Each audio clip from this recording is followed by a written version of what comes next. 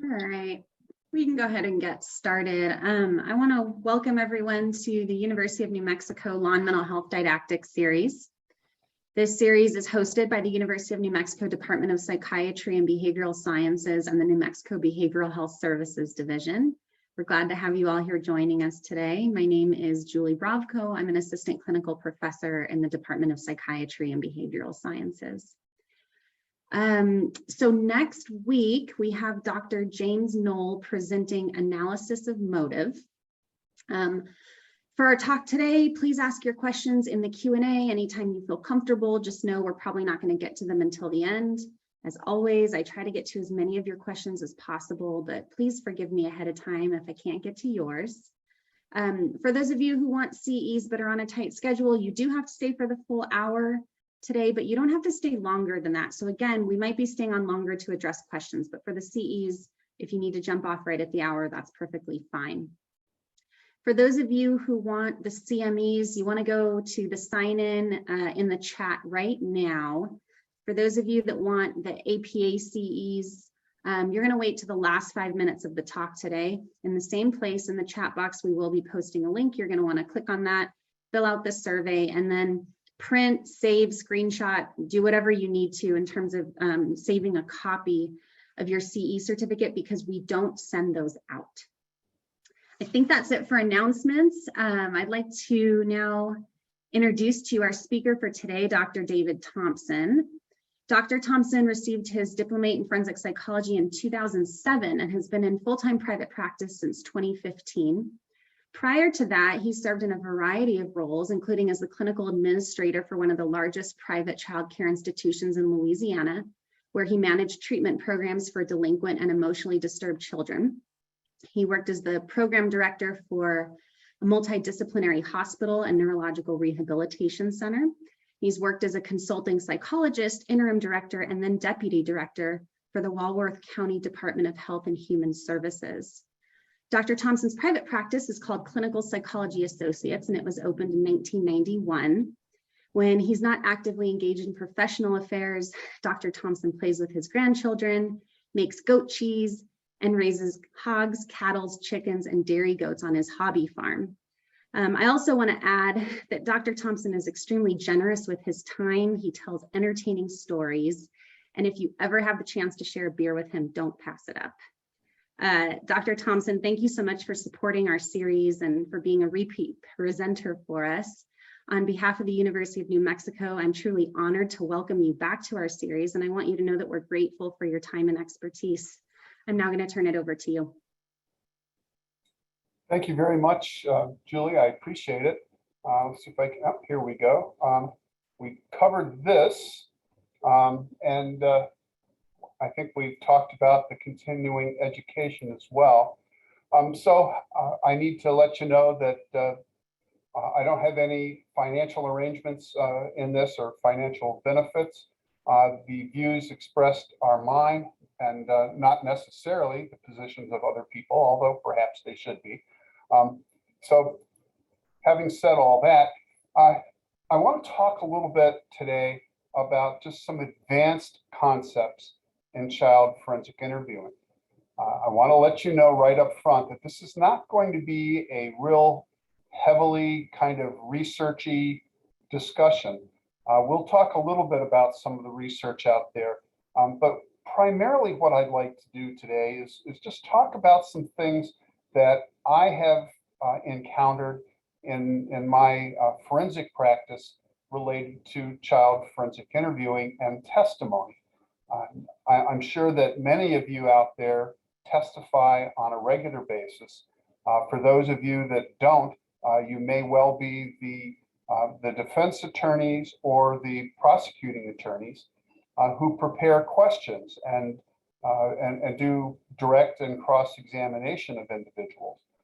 So I think that what I want to do today is just share experiences that are going to accomplish three things for you. First, it will improve your knowledge about how children report sexual abuse. There's been quite a bit of research that has looked at that, and we're going to talk about some bits and pieces of that.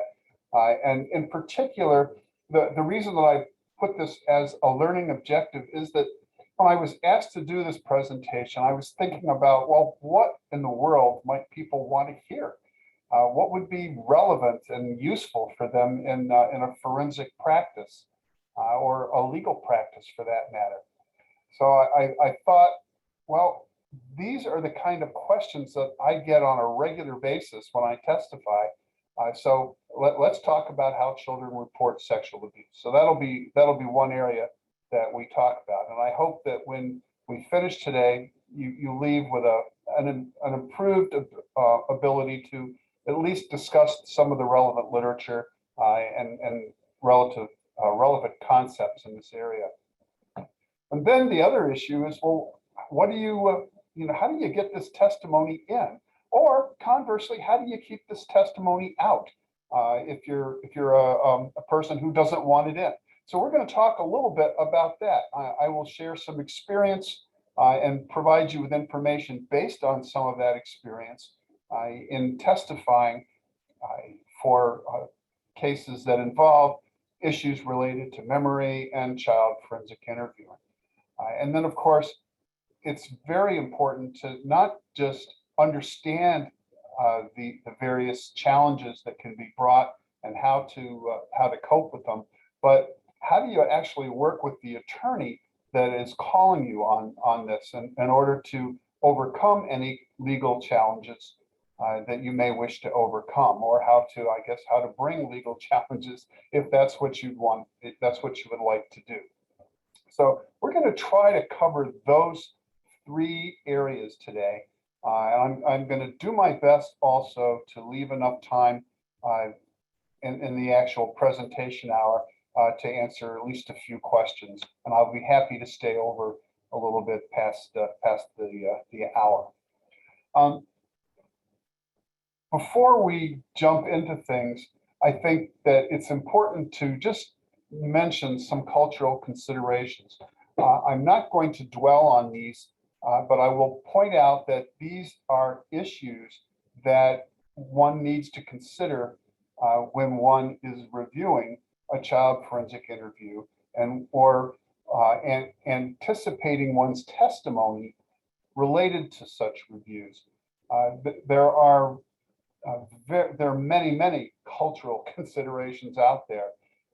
And some of the more blatant ones I've listed on the screen here.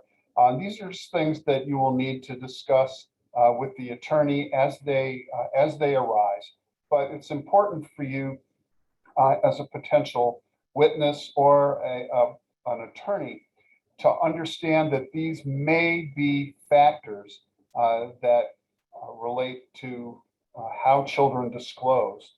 And so keep these in mind when you're going about the business of reviewing a particular case.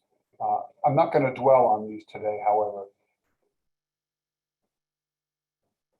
The presentation today is designed to be more of an intermediate or an advanced discussion, and it assumes that you have a passing familiarity with areas that present vulnerabilities to child forensic interviews. In the past, on this forum, I have talked about these areas, and so I'm not going to go into them in any detail at all today, but I'm going to mention them very briefly. So for those of you that have never heard of this, you'll know where to look. And also for those of you that have attended other presentations on the issues involving child forensic interviews and child abuse investigations, you will have kind of a real quick refresher. So essentially, there are 6 areas of vulnerability. And of course, there's more than 6, but there are 6 areas of vulnerability that I look at when I am engaged to review a child abuse investigation. And those areas, of course, are listed here on this slide. The first has to do with just the way that memory is constructed. The memory is not a video recording, and we know that it's very, very easy to influence an individual's memory and event reports by simply having them talk about or even think about a particular issue. And there's some nice research that dates back many decades that demonstrates that engaging in repeated conversations, repeatedly thinking about a non-event can result in very detailed memories of something that never occurred. So we look at repeated conversations. This is a particularly important area when we get into some of the weeds of forensic interviewing and the impact of things that happen prior to the actual formal video recorded forensic interview. And I'll touch on that again in a moment, although that's not going to be the main focus of our discussion today. External factors refer to things that have happened outside of a child forensic interview room, things that can impact the reliability of a child's event reports and the integrity of their actual memory. External factors include things like negative stereotype induction, where an individual overhears negative things being said about a particular person, and then will go ahead and bring about their own reports that describe a person in a negative way. Other influences, such as the impact of parental, just hearing something from a parent, as was demonstrated very conclusively by, I believe it was Poole and Lindsay in 2001 with the Mr. Science experiments and some of the predecessors of that. And I understand now that that particular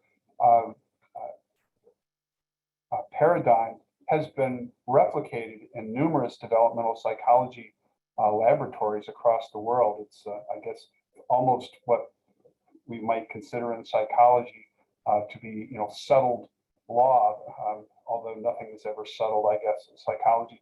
But it's one of those things where we know from many different research labs that just hearing something from a parent can have a very powerful impact on an individual's memory. So we also, of course, talk about forensic interview, the actual things that go on in a forensic interview. And of course, there's always the issue of the questioning style that is used by a particular interviewer. We know that interviewers are taught to use broad, open-ended questions because there is just so much research out there that demonstrates to us that doing so yields the most accurate information from a child, and also, of course, has the least probability of negatively impacting the reliability of the child's memory. So asking broad, open-ended questions is clearly the way to go. We teach interviewers to avoid very focused, multiple choice, option choosing questions, and of course, suggestive questions. But there's way more to it than just the number of suggestive questions that are asked, or even the proportion of suggestive questions that are asked in an interview, because we also know that the issue of bias is very, very important.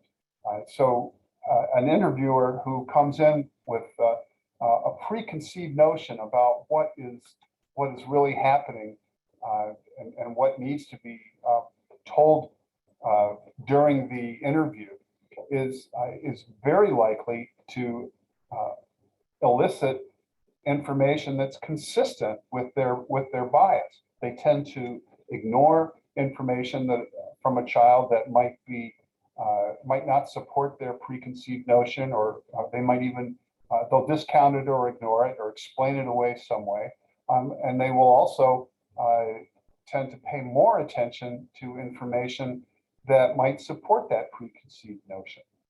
So the presence of interviewer bias interacts with the questioning styles and other aspects of the forensic interview. So it's something that we have to consider when we review child forensic interviews.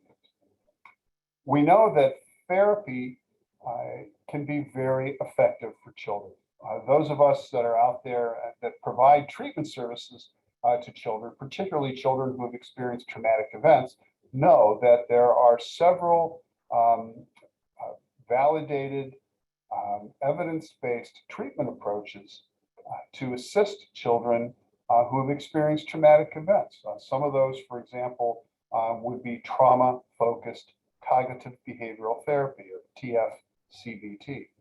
We know, however, that the use of, when I say the use of, the proper use of trauma-focused CBT involves repeatedly talking about the alleged traumatic event. So if we go back to the top of our slide where we talk about repeated conversations, we know that simply going over and over the alleged events are likely to affect the child's memory and event reports. But to make it worse, what we're trying to do when we're providing therapy is to help the child think about the situation perhaps differently, react differently, and change some of their physiological and emotional reactions. So we're doing more than just talking about the allegations. We're actively trying to help the child change their perception of things. So therapy effects are an important area to consider when one is reviewing a child abuse investigation package. The concept of source misattribution errors really crosses over all of these other areas of vulnerability. A source misattribution error is a memory mistake that all of us make. There's ample literature demonstrating the presence of source misattribution errors across the lifespan. The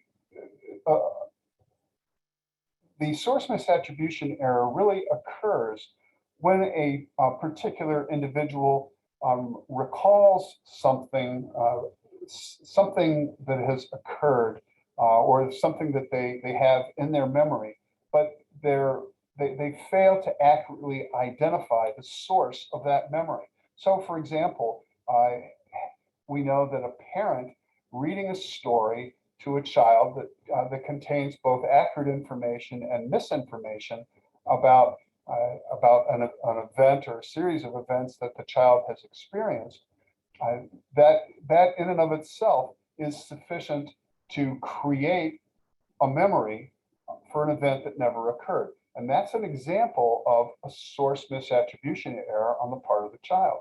The child has heard about these events through the parent reading a story, and now they adopt that information as fact because they're sometimes not that great at recalling accurately the source of their memory. And incidentally, that is once again a reference to the Deadpool 2001 Mr. Science study. So that's generally what I want to talk about, just in terms of reviewing the fundamentals. So that is background for you. And so now we'll just kind of move on a little bit. So I want to spend a little bit of time talking about how children report abuse. And so I've thrown some questions up here that I think will kind of guide this discussion. I want to point out that the question of how children report abuse is not a new one. It's been addressed by a number of authors over time, and it continues to be addressed. I would refer you, if you're interested in this, to a very nice paper written by Cami London and her colleagues and published, I believe it was 2008. And it talks about how children report abuse, and it summarizes much of the relevant literature, and also has a very, very nice discussion about the methodological issues that are involved in this type of research. And I would encourage you to have a look at that. In particular, pay attention to the methodology discussion. I know that many times methodology is dry stuff that we're not that interested in. We want the juicy things that we can talk about.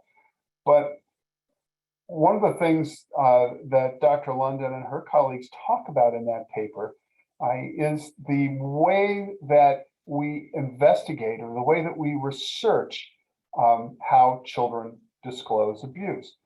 Because of course we would probably never get past our human subjects committees any attempts to abuse children and then and watch how they actually report it. So what we have to do is we have to figure out other ways to capture that kind of information. And that means we either talk to children or we talk to adults. When we talk to adults, we ask adults to retrospectively provide information. We're asking them to think back over time. And so we can select different populations. So we can select, for example, our freshman intro psych research pool. So all those students that need research credit in their first year of psychology courses. Or we can put an ad in a newspaper and ask people who have been involved in some sort of unwanted sexual activity to contact us and volunteer to be involved in either a volunteer or a paid study. So there's different ways to go about getting information about how people report abuse, if they report it. And so, of course, doing those retrospective studies involves a number of concerns. One, of course, is that we know that one of the greatest vulnerabilities or enemies of accurate memory is time. As time passes, the accuracy of our memory becomes fuzzier. And that's a real issue when we ask people to go back and to report abuse. It also raises the question of, well, what is abuse? And so different researchers have defined abuse in different ways. Some of them have said any unwanted sexual contact. Some people have said, abuse is forcible rape. Some people have left the definition of abuse up to the person filling out the questionnaire. So it's kind of all over the board when you're looking at information or studies on how children disclose. So that in of itself is a concern. The other thing, of course, is we can go and we can talk to children who are reporting abuse. And that means we have to further narrow that down. Do we want to do what Sorensen and Snow did? I think it was back in 1991. They looked at therapy clients, so children who were referred to them for therapy for abuse. So that was their population. So then, but is that an accurate group? Have those children really been abused? And once again, we don't really know. We know that somebody else thought they were, to the point that they were referred for therapy, but that injects some significant difficulties into that particular research project. What else could we do? Well, we could go and we could talk to children who are involved in child forensic interviews. So we could look at records and video recordings and such of children where the abuse has gotten to the point that it's not only come to the attention of the authorities, but they're actually investigating and moving forward with an investigation. So we might have a higher level of confidence that abuse has really occurred. But at the same time, then we need to consider other variables. So, for example, on the slide here, we're talking about, to whom do children report? Well, and the answer, of course, similar to in many things in psychology, is it depends.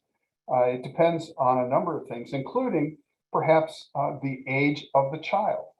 We know that young children tend to report to a parent, and in particular to a mother. Adolescents, on the other hand, if you can get your adolescent to talk to a parent, sometimes you're fortunate. But adolescents tend to talk to peers, and they'll report to one of their friends often, as opposed to talking to a parent. Now, none of this is to say that that there aren't situations where adolescents will go to their parent. I'm sure that many adolescents do that, but as a group, when you study them, they tend to report to peers as opposed to parents. The issue also, of course, is when do they report? And this really opens up a nice can of worms, because the research that looks at delayed disclosure is kind of I think it's very interesting, and I think it's often misunderstood. There's been some research that has looked at how parents and other professionals, and that would include you folks that are watching this particular CE presentation, and how people understand or how people believe that how people report. So I think there's clearly misinformation out there. Many people believe that not only is it not unusual, depending on how you define unusual, but it's also very common that delayed disclosure on the part of a child is normal. For many years, it was even argued that was a sign that a child had actually been abused, that they would delay it. So there's certainly a popular notion out there, and a widespread belief among, I guess, the jury pool and also professionals alike, that the delayed disclosure is common. That, of course, is not necessarily the case, and I would refer you, if you're interested in looking at this, to a paper. It's actually a book chapter published in 2020 by Quincy Miller and Cami London. I believe that is on our reference slide, which you'll see at the end of the presentation today. Miller and London do a very nice job of looking at the literature that relates to delayed reports from child witnesses. And they conclude that in essence, there is I guess for lack of a better term, perhaps, there's a bimodal distribution, or a skewed distribution, because many children report fairly quickly. And so, what is quickly? Maybe within a week of the actual abuse. Some children, of course, report immediately, but many children report within a week or so, and there's also a considerable number of children who delay reporting. Again, one of the things that it's important to do when one considers how children report abuse is to once again consider the age group that we're talking about, because I believe the literature will reflect that there are some differences in age and in the age of children who report quickly or don't report quickly, and there are a variety of reasons that go into that. So we asked the question here, why not report? Well, there's a number of reasons that a child would not report abuse. And of course, the most likely reason might be that they didn't think it was abuse. When a child is sexually abused, many times it is, and quite often it is by an individual that is known to them or trusted by the family. So it's not a stranger jumping out of the bushes and assaulting them. It's somebody that takes their time, somebody that grooms the child and prepares the child for abuse to the point that they're able to abuse the child, and the child may not even think that it's something out of the ordinary. They may be told that that this abuse is normal, it's educational, or a variety of other things. So some children don't report abuse simply because they don't think that it's abuse. Now, of course, some children are also told not to tell because no one will believe them. They're told not to tell because they will lose something. Sometimes people threaten children. I'll hurt you. I'll kill you. I'll kill your puppy. I'll hurt your mom. So things like that certainly do occur.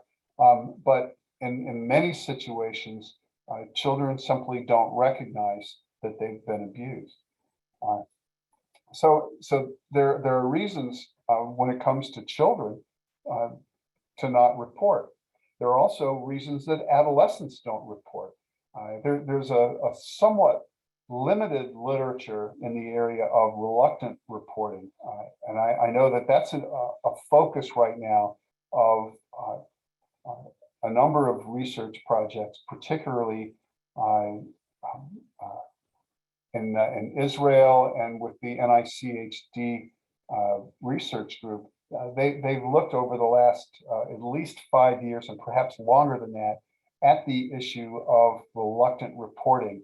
And they're examining various factors that are related to the way that children report. One of those that they've looked at carefully and actually looked at revising the interview protocol around has to do with the provision of rapport, the establishment of rapport between an interviewer and a child.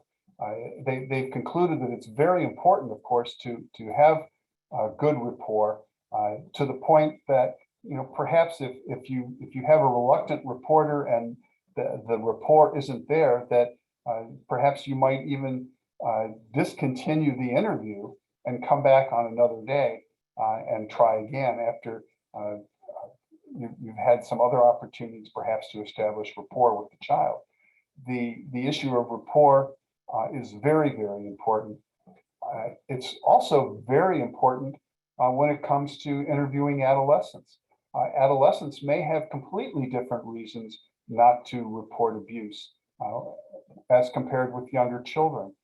Examples, of course, are the social factors that are involved with adolescents and the way that they perceive themselves as being perceived by others as a victim, or in the case of males, we know that males tend to report sexual abuse at a much lower level than females, and at least part of that reluctance may be due to the way that males are socialized to believe that that sort of thing, reporting something like that, may either reflect negatively on them or other related kind of gender role factors. So that is something to consider.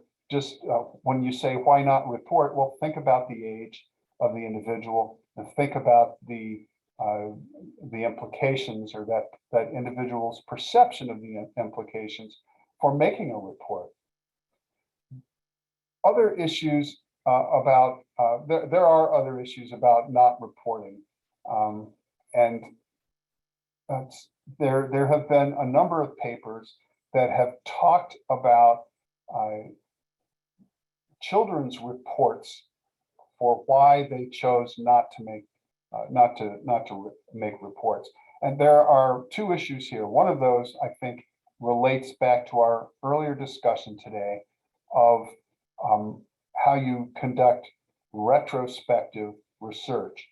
We are asking adults to think back about conversations that they had or didn't have, and the nature of those conversations and their thought processes at the time. We know that adults think differently than do children.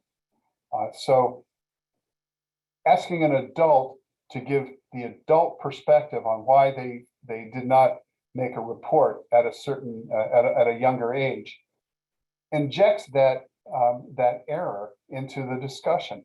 Adults just think differently than do children. So the adult's explanation today at age adulthood is likely to be very different than what the child was thinking at the time, if we could ever determine that. Another issue that relates to the reporting has to do with the child's perception of what might happen if they did make a report. Are they going to lose family? Are they worried about losing a relationship with the perpetrator? We know that the issue of relationships is very important for children and adolescents, and is very likely to affect a person's timing and a person's motivation to make a report. And I know there's information out there. There's some research on relationships. I don't think that I'm going to talk about it in any details today. I want to mention the issue about how do they report also. How do children report abuse? Some children do so very directly. They'll go to another individual and they'll report that, so and so is touching their private parts, raping them, making them do things that make them uncomfortable, however they choose to phrase it. But they'll go to somebody and they'll make a statement, often seeking advice or some relief. So some children will go and make a direct report just like that. Other children will kind of let it slip. So they will, they might see something that reminds them, for example, of a penis, and they might point to it and say to a parent, and make a comment to the parent about the perpetrator's penis. It looks like that. I saw Uncle Joey's. He looks just like that. And that then, of course, kicks off questions and concerns about why the child would be reporting seeing Uncle Joey's penis. At the same time, sometimes children simply engage in developmentally appropriate behavior. So we give them dolls and they play doctor, or we see a child who has discovered his or her genitalia and found that if you rub it, it feels good. So these are normal developmental things with children, but sometimes parents or other adults see such behavior and then become concerned and will then question a child and at times elicit a report of abuse. Now that may, I think that probably occurs more with younger children, because younger children engage in some of the sexually, I won't call it provocative, but maybe more sexually explicit behavior without understanding that behavior is not necessarily something that one does in public. So they're likely to be noticed, and then of course they're likely to be questioned about it. And the way that children think and the way that children report experiences and memories is different from that of older children and adolescents. And so it's easy to misconstrue what they have to say, and then, of course, refer them for a formal investigation. Older children, on the other hand, are a little more socially aware and may not, and they're also, of course, able to generally present a coherent explanation. They can tell a story from the beginning to the middle to the end without too much prompts. And so they have a better idea of how to report information. That incidentally gives me another loose association that I want to mention, and that just has to do with, well, what about situations where children report inconsistently? And I think it's important to note that the issue of consistent reporting versus inconsistent reporting is something that you shouldn't necessarily put too much weight on. I have attorneys contact me from time to time and want to talk about reports that are inconsistent, particularly with very young children. Well, young children don't think, again, the same way that older children and adults think, and their ability to relate something in a coherent manner may not be as well developed as we would want. And so just because they're reporting something inconsistently doesn't mean that they're reporting it reliably. And of course, the converse is also true. Just because someone reports something consistently doesn't mean that it's reliable. So I know we could talk about how children report abuse all day, but let me mention the CSAAS before I get off of this slide. The CSAAS refers to what Rollins Summit called the Child Sexual Abuse Accommodation Syndrome. So that's why I used its initials here. In I think it was 82 or 1983, Summit published a paper that talked about child sexual abuse and how he observed individuals reporting that. What's interesting is that, first of all, Summit, who was, I believe, a psychiatrist, worked with adults. He didn't work with kids.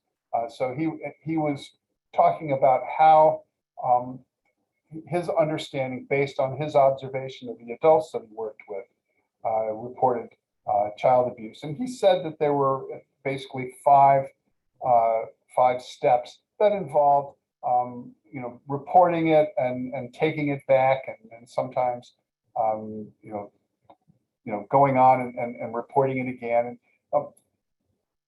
he published that paper for the purpose of instructing his students. The prosecution and the defense bar took it to court. Some states, such as California, have pretty much incorporated it into their child abuse statutes. So it's gotten around. And in 1992, he published another paper. I think it was 92, either 92 or 93. Published another paper, basically taking the prosecution and defense bar to task for misusing his CSAAS. There have been a number of researchers, again, Dr. London in particular, has looked at the issues and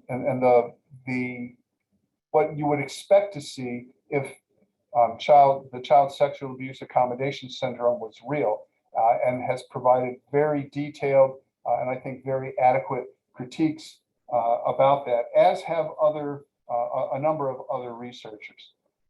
So I just wanted to mention that, and let's look at some legal challenges to testimony.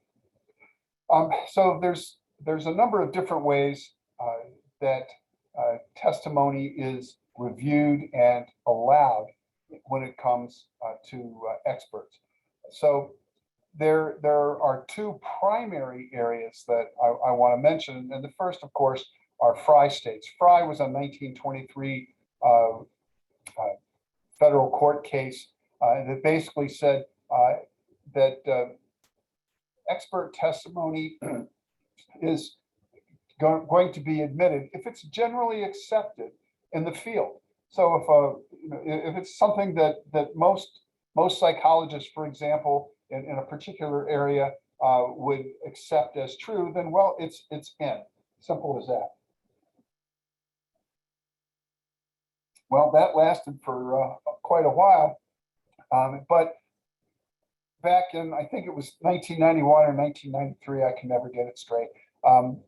In California, there was a case, Daubert v. Merrill Dow Pharmaceutical, and then of course a couple of progeny from Daubert, and they basically they said that the trial court judge is the gatekeeper, and there's more to it than general acceptance. Well, whereas you might want to consider general acceptance, that's not it. It says basically there needs to be scientifically valid reasoning and has to be applied properly to the facts of the case. I'm watering Daubert down tremendously, so the attorneys that are viewing this, it's okay. I'm not pretending like this is everything with Daubert, but the Supreme Court offered a number of different ways for judges to consider, well, what is scientifically valid reasoning? So for example, is it something that you can refute? Does it have reliable and valid data to go along with it? Is it generally accepted? So they offered things to consider, but they didn't say that the court has to consider those. They provided them as guidelines. They also said it has to be applied properly to the facts of the case. So what that means now is that, and incidentally, most states right now, not all, but certainly most states have adopted the Daubert standard. And of course, that's the standard in the federal court system.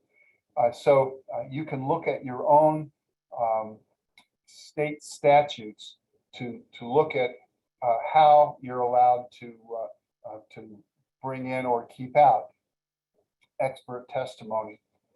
So it is very, very much state dependent.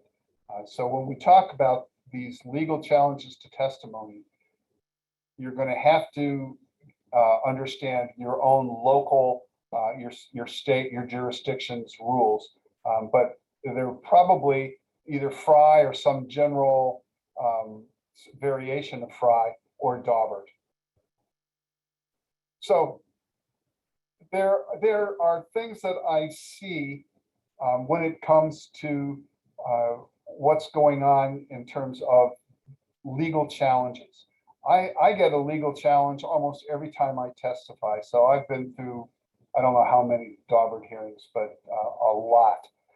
And so the first thing to consider is that second prong that I mentioned on Daubert. Let me go back one slide. This issue of applying it properly to the facts of the case. We have to be very careful here. And when we have an attorney who is asking us to testify, we need to understand, are we in there to apply our knowledge to the facts of that particular case? Or is this expository only? Are we there to educate the trier of fact? And there's a huge difference here, because if you are applying it to the facts of the case, then you're going to have to be able to address that issue with Daubert of how are you applying it to the facts of the case? Can you get close enough to convince that individual trial judge that you're meeting that standard without violating your local rules and your state rules? Almost every state has a prohibition against offering testimony about the credibility of a witness. So if you are saying that little Joey, for example, is not providing accurate testimony, is that reliability testimony, or are you commenting on the credibility of little Joey? And so the extent to which that issue is is one that stops you from testifying is going to depend on the jurisdiction, and it's going to depend on the individual judge, because there is a lot of leeway here for the court itself to exercise their own judgment on that issue. If, on the other hand, you are providing expository testimony only, you're not applying anything to the facts of the case, and in that case, the prosecutor or the defense attorney, whoever it is that's calling you, gets to get out there and talk about it, then you've eliminated one piece of a Daubert challenge. And so then the party that would like to keep you out is not going to be able to argue that you're not applying it to the facts of the case, because of course you're not there to do so. And so that sometimes can affect the way that you present your testimony. There's also the issue of the nature of your opinion. And I would encourage you not to discount this. This is very important. So when you review a particular case, so you're looking at a very specific case here, and you're looking at the various factors that we talked about earlier, those 6 factors that go through how many times did someone talk to this kid about it? Have there been external influences? Was the forensic interview conducted properly without bias? Was the child involved in therapy that used techniques that are known to affect a child's memory and event reports? Are there suggestions or a solid foundation here for source misattribution errors? When you go through all of that information, then what is your conclusion? Are you saying, oh, this is stuff that in this particular case, it's here and the jury should know about it? That's a maybe. Did it affect this particular kid? Did it affect little Joey's, the accuracy of little Joey's memory and his event reports in this case? If you say yes, that it definitely affected it, in a situation like that, you're pretty much going to have a smoking gun, because otherwise you are essentially commenting on the credibility of a witness. And in almost every jurisdiction, you'll be excluded. When I say almost every jurisdiction, let me just point out briefly for those of you in New York or who practice in New York, if you are involved in child welfare cases, not criminal cases, but child welfare cases, you can conduct what's called a validation evaluation. You can go in there and you can meet with a child repeatedly, question them, do lots of things, and then offer an opinion as to whether or not they were actually abused. And there's all kinds of issues in that, but we won't go into it today. Depending on your jurisdiction, I think that, and you are easily excluded from testifying if your opinion is the maybe. If you are saying this is, we see information here, we see a foundation for source misattribution error. I don't know if it actually happened or not. It might have. The jury should be, they should know about this. And there's ample research that jurors don't know this information. So offering a maybe opinion, I don't think there's anything wrong with it, but I think it lets you, it makes it easier for you to be excluded. Then there's the issue of likely. So many times I'll offer an opinion that it's substantially likely that these various factors we've talked about have negatively influenced the reliability of a child's memory or event reports. Offering an opinion like that, depending once again on the jurisdiction and the approach by the judge, you can be accused of again commenting on the credibility of a witness. So if you're going to offer a likely opinion like that, putting it in terms of probability, I would encourage you to be aware of the case law that governs that in your jurisdiction, and also to be prepared to back it up to the extent to the extent that you're able to do that. I want to mention some challenges that we see. These are challenges that I've been presented with, or that some of my colleagues have been presented with, and it includes that all these fun things. When it says not trained in Huntsville, the Prosecutors Research Association has offers training, but they won't offer it to anyone unless you have a referral from a prosecutor. So remember that. I'm going to speed up a little because I'm going to run out of time here. I talk too much. Working with the attorney, you need to make some decisions. Again, how do you communicate those findings?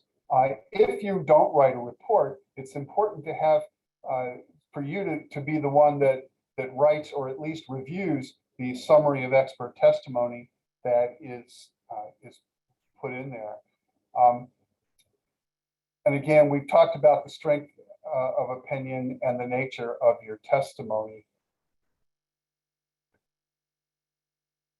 When there is a challenge, and you will experience this, and a motion in limine is filed to limit or exclude your testimony, I strongly recommend that you prepare questions in advance for the attorney, and make sure they understand how you will answer them.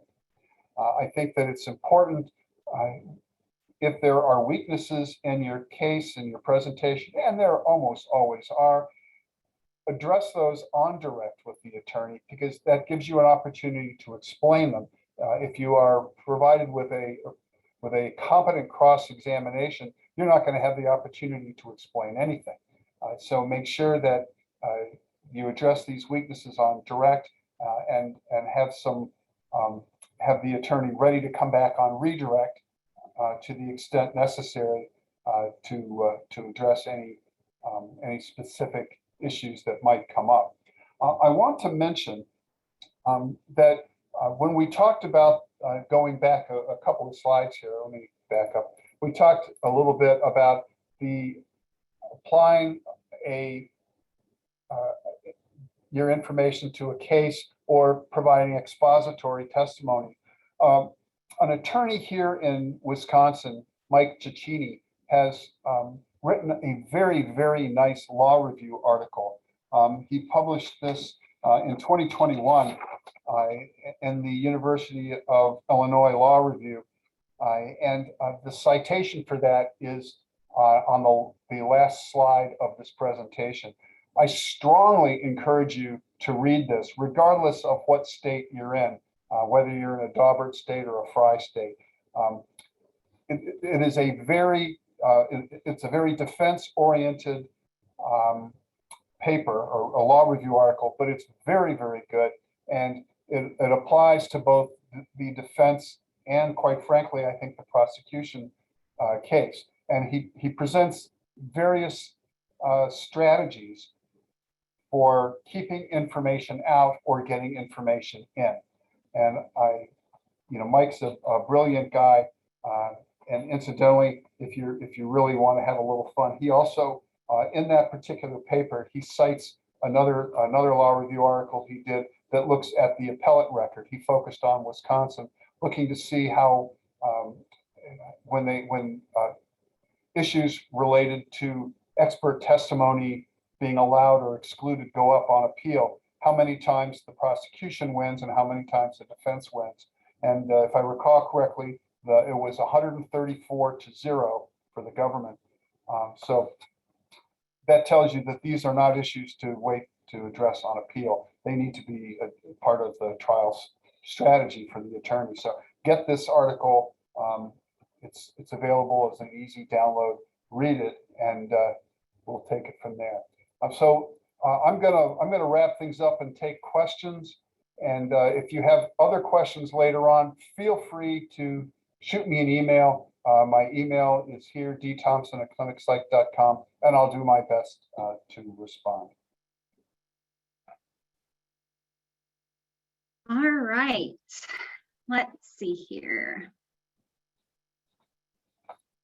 What can you say about research or lack of reporting of sex abuse of male juveniles in custody or group foster homes by other males or even workers?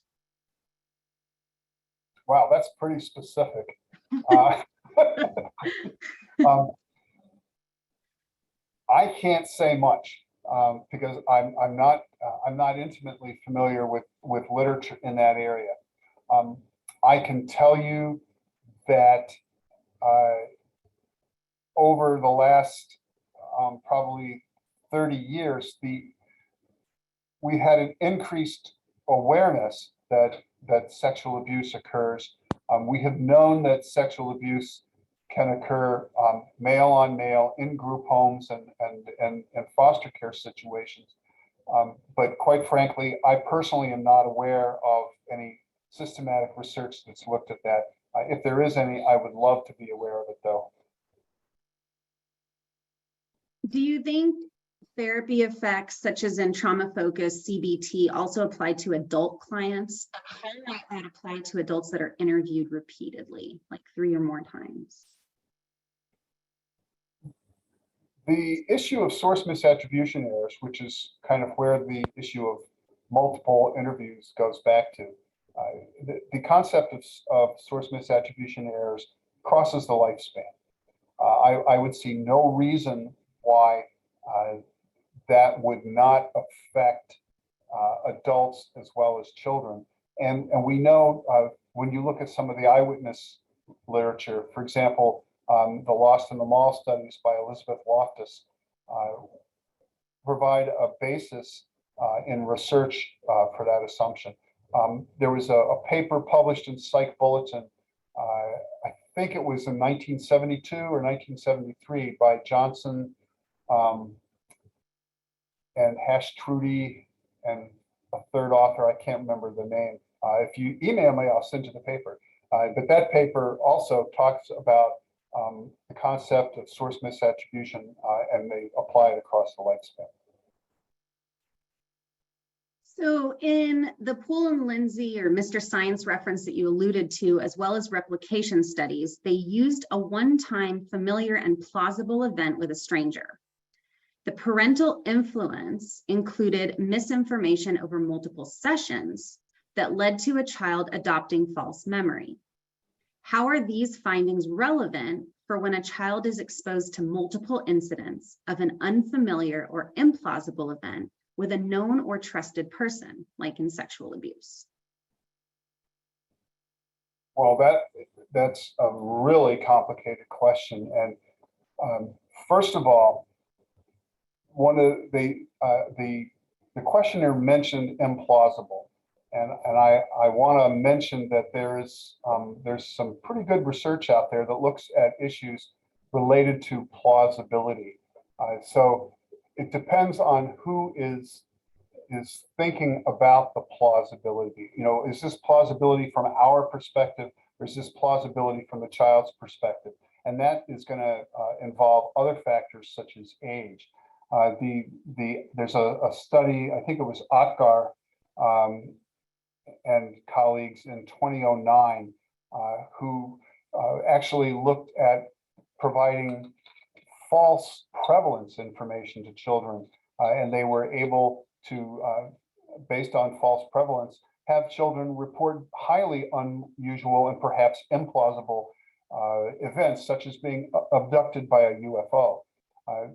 There's been other research by Saywitz and I think it was Gail Goodman that looked at, and I think Pesdick looked at this also. They looked at how children might report unusual events, things that might not be in our daily fund of information or familiar knowledge. So having various experiences, such as having receiving an enema. Children in that particular case, in that study, tended to report more plausible or more commonly experienced events as opposed to unusual events. So certainly there's an issue there. But when you, the original question had to do, I think, with the the Mr. Science studies and talking about repeatedly presenting information to a child or asking the child for information. In the Mr. Science studies, there were the story was read to the children 3 times over a period of time. There's also some very interesting research that hopefully when Dr. London presents later on this year, you'll get her to at least mention that has to do with the influence of mothers when children talk to mothers and when mothers talk to children about allegations. We know that many children, particularly young children, report first to their mom. They tell their mom about something, and the mother then, based on her beliefs or her concerns, is very, very likely to ask lots of leading and suggestive questions and to look at exactly what, they kind of narrow things down with the child and ask more specific questions. This is long before the child gets into the forensic interview. And Julia Korkman and her colleagues in Finland have done some very nice reviews where they had parents who were doing their best to get out there and make sure that these children reported accurately and that the parents didn't influence them. So they video recorded their interviews with the children. Well, Korkman and her colleagues found that that made it worse, that these folks that were very vigilant about this actually made the situation worse and were contributing to the problem. So it's a very complex issue, and I think that there's so many pieces of looking at this that, again, that'd be a great topic for an entire presentation. Could you put up your reference slide? I've got a bunch of people asking for it again. And can you repeat the author's name and the title of the law review article? I don't know if that's on there. Yes, though it's number 3 on there. It's Michael Cicchini, Cicchini, 2021, and it's entitled Daubert Strategies for the Defense Bar. Right. I would mention that the first reference on there is Michael Lamb and his colleagues and their 2018 second edition of Tell Me What Happened. Everyone doing this work should have that. That is just a fantastic volume that summarizes decades of research in child forensic interviewing and child memory and addresses many of the different issues that you'll encounter doing this kind of work. Next question is, do you have any further advice on detecting when a child has been influenced to falsely reporting abuse, like in child custody evaluations?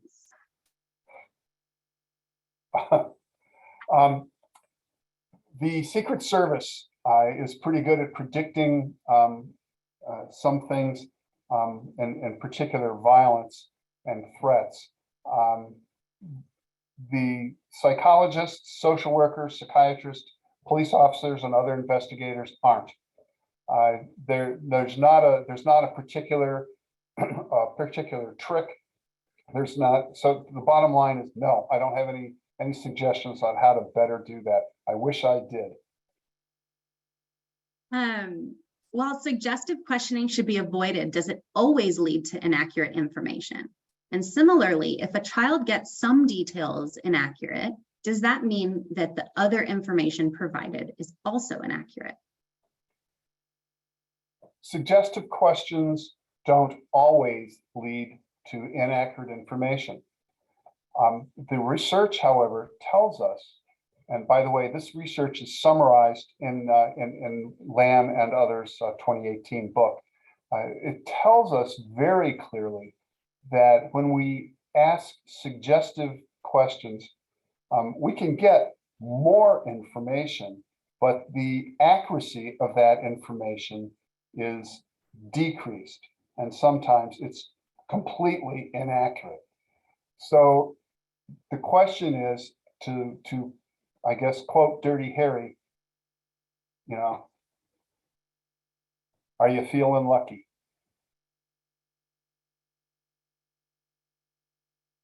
Next question is, what steps can be taken by a forensic interviewer who's aware that many factors have already occurred, which may have tainted a child's memory for an abuse allegation? Two things. Thing number one, stick to, as much as possible, broad, open-ended invitation questions. That's very important. You can get information by asking those riskier, focused questions, but you don't need to.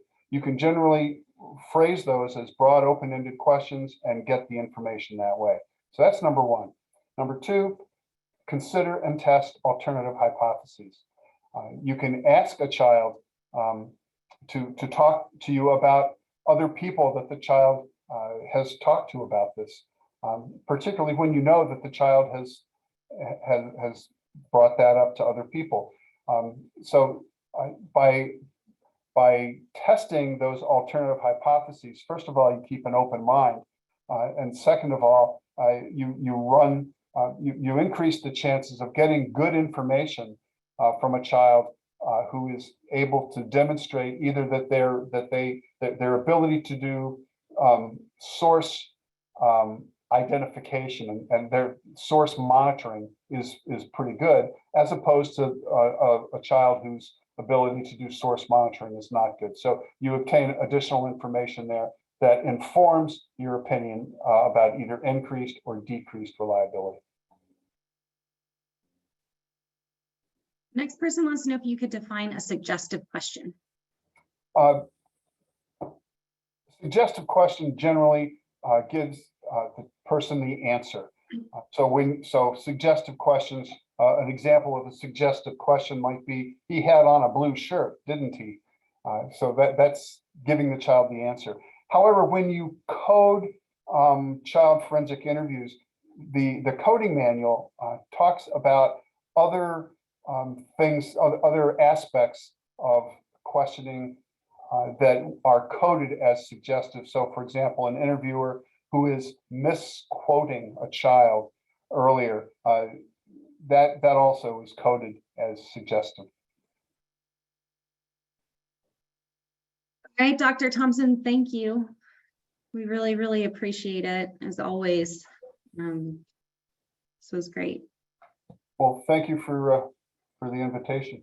Of course, of course. All right, everybody, make sure you grab your the link to the survey. We'll stay on just a few more minutes, and then we'll see y'all next week. Thanks again.